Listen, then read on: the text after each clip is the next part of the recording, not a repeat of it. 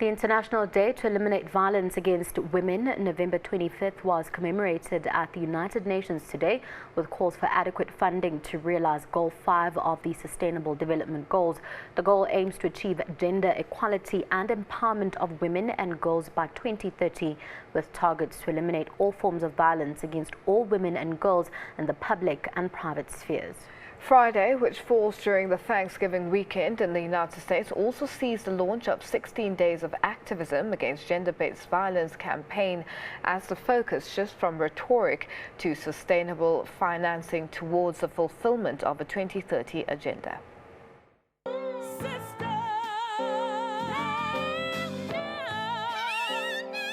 The cast of the Broadway musical The Color Purple in a performance of Hell No, as the perfect response to violence against women and girls that also requires adequate funding.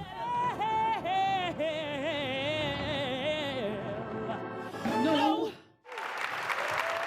These efforts are chronically underfunded.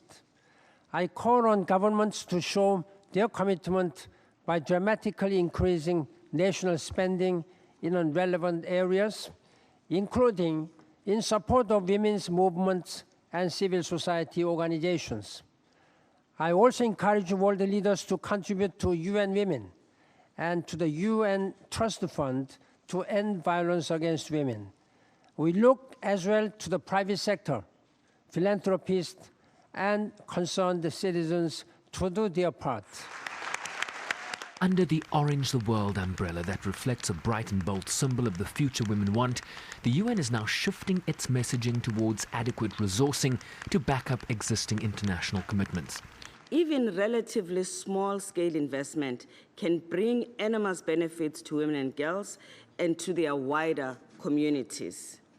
The issue of violence against women is complex, and it needs comprehensive response, and that includes investment and resources. There are encouraging signs of countries that are fighting with everything they have. In Uganda, a community program to change social norms resulted in 52% reduction in intimate partner violence.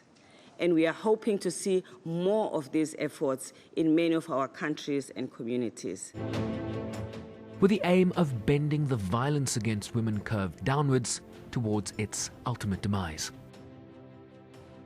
So despite its positive framework on women's equality and empowerment, the SDGs are still severely lacking in funding and resources. And like other developmental commitments, be they on climate change, universal healthcare, or quality education and so forth, it comes down to financial backing if women and girls are to see the requisite progress that will have a positive ripple effect on societies as we know them.